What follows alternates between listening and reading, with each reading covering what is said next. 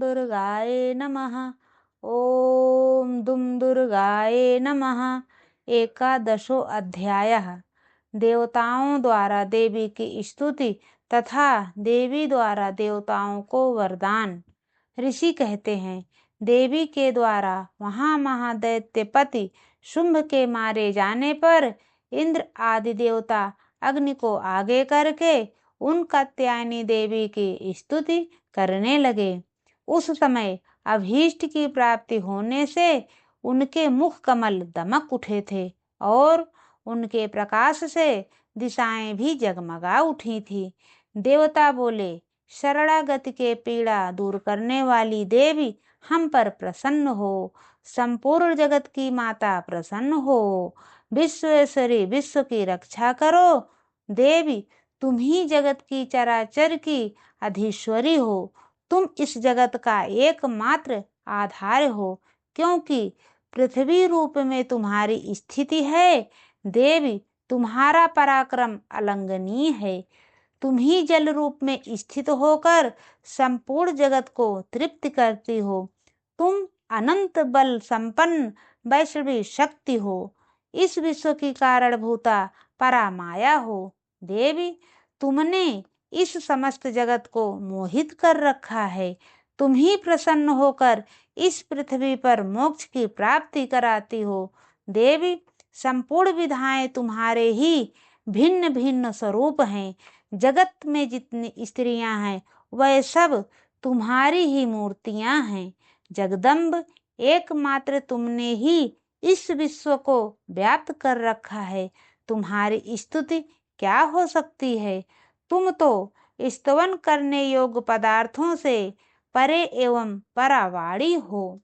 जब तुम सर्वस्वरूपा देवी स्वर्ग तथा मोक्ष प्रदान कराने वाली हो, तब इसी रूप में तुम्हारी स्तुति हो गई। तुम्हारी स्तुति के लिए इससे अच्छी उक्तियां और क्या हो सकती हैं। बुद्ध रूप से सब लोगों के हृदय में विराजमान रहने वाली तथा स्वर्ग एवं मोक्ष प्रदान कराने वाली नारायणी देवी तुम्हें नमस्कार है। कला काष्ठा आदि के रूप से क्रमशः परिणाम की ओर ले जाने वाली तथा विश्व का उपसंहार करने में समर्थ नारायणी तुम्हें नमस्कार है। नारायणी तुम सब प्रकार का मंगल प्रदान करने वाली मंगलमयी हो। कल्याणदायिनी शिवा हो।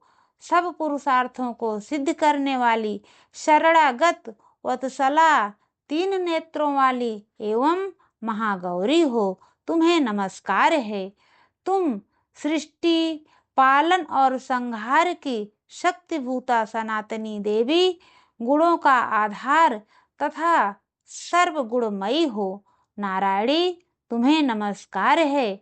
शरण में आए हुए दीनों एवं पीड़ितों की रक्षा में संलग्न रहने वाली तथा सबकी पीड़ा दूर करने वाली नारायणी देवी तुम्हें नमस्कार है।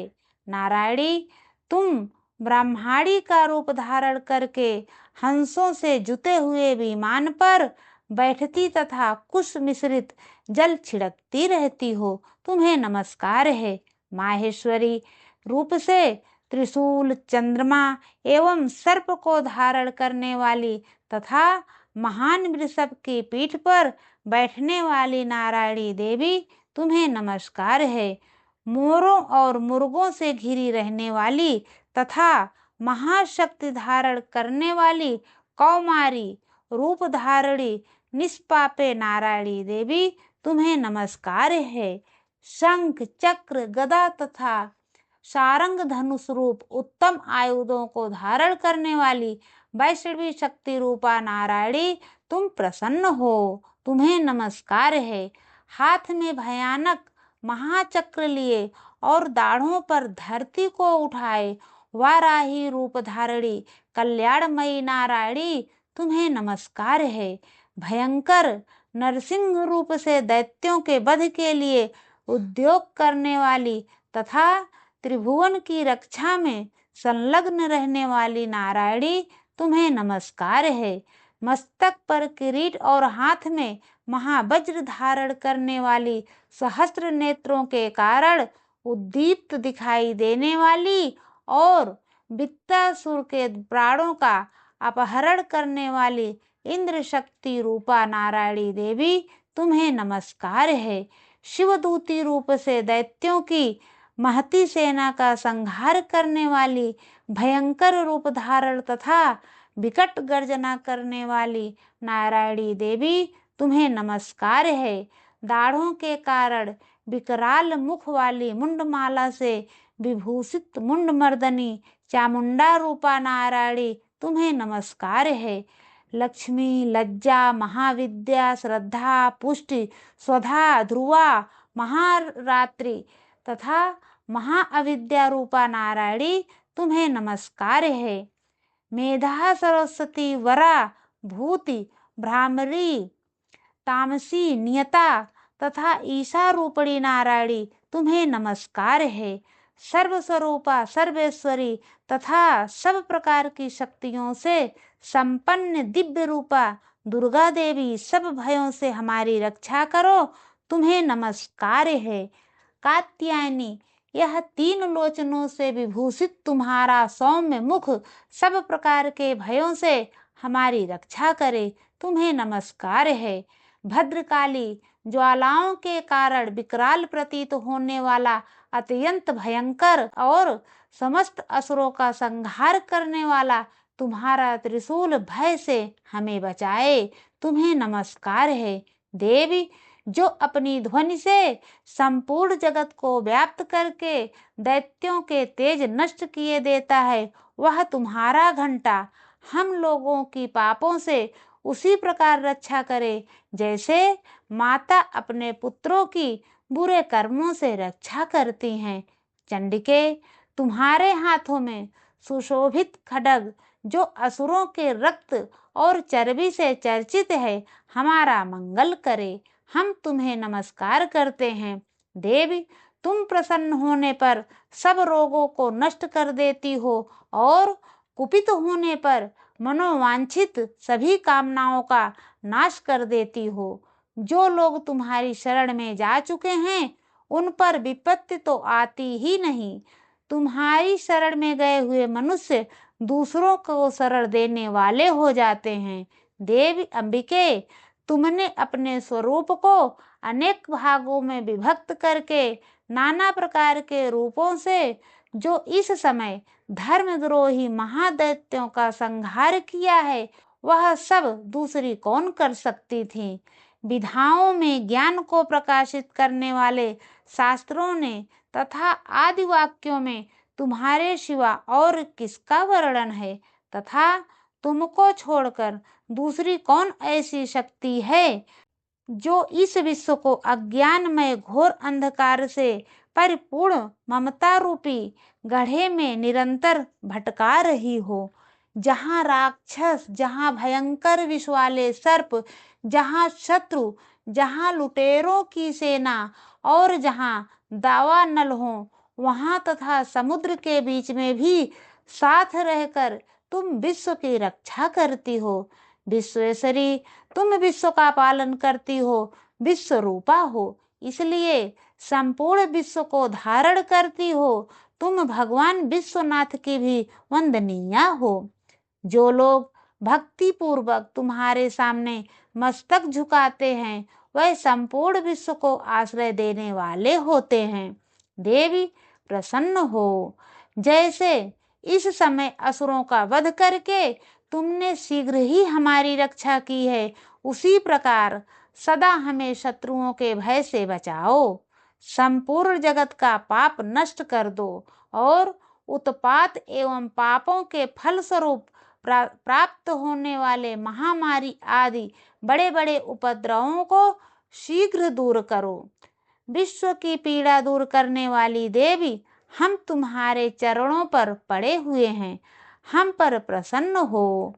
त्रिलोक निवासियों की पूजनिया परमेश्वरी, सब लोगों को वरदान दो। देवी बोली, देवताओं, मैं वर देने को तैयार हूँ। तुम्हारे मन में जिसकी इच्छा हो वह वर मांग लो। संसार के लिए उस उपकारक वर को मैं अवश्य दूंगी। देवता बोले, सर्वेश्वरी, तुम इसी प्रकार तीनों लोकों की समस्त बाधाओं को शांत करो और हमारे शत्रुओं का नाश करती रहो। देवी बोली, देवताओं, वैवस्वत मनवंतर के 28वें युग में शुंभ और निशुंभ नाम के 2 अन्य महादैत्य उत्पन्न होंगे।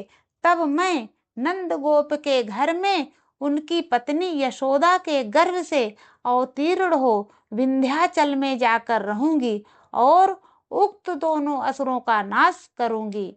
फिर अत्यंत भयंकर रूप से पृथ्वी पर अवतार ले मैं वह प्रचित्त नाम वाले दानवों का वध करूंगी।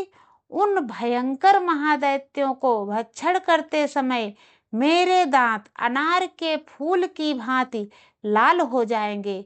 तब स्वर्ग में देवता और मृत्यु लोक में मनुष्य सदा मेरी स्तुति करते हुए मुझे रक्तदंतिका कहेंगे। फिर जब पृथ्वी पर 100 वर्षों के लिए वर्षा रुक जाएगी और पानी का अभाव हो जाएगा, उस समय मुनियों के स्तवन करने पर मैं पृथ्वी पर अयोनिजा रूप में प्रकट होऊंगी और 100 नेत्रों से मुनियों को देखूंगी। अतः मनुष्य शताक्षी इस नाम से मेरा कीर्तन करेंगे। देवताओं, उस समय मैं अपने शरीर से उत्पन्न हुए शाकों द्वारा समस्त संसार का भरण पोषण करूंगी। जब तक वर्षा नहीं होगी तब तक वह शाक ही सबके प्राणों की रक्षा करेंगे।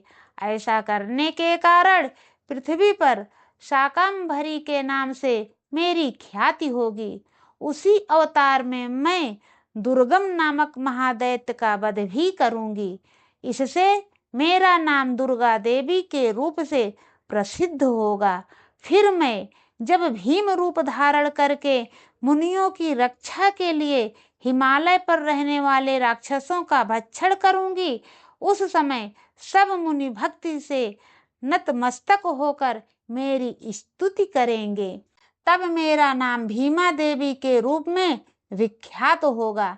जब अरुण नामक दैत्य तीनों लोकों में भारी उपद्रव मचाएगा, तब मैं तीनों लोकों का हित करने के लिए 6 पैरों वाले असंख्य भ्रामरों का रूप धारण करके उस महादैत्य का वध करूंगी।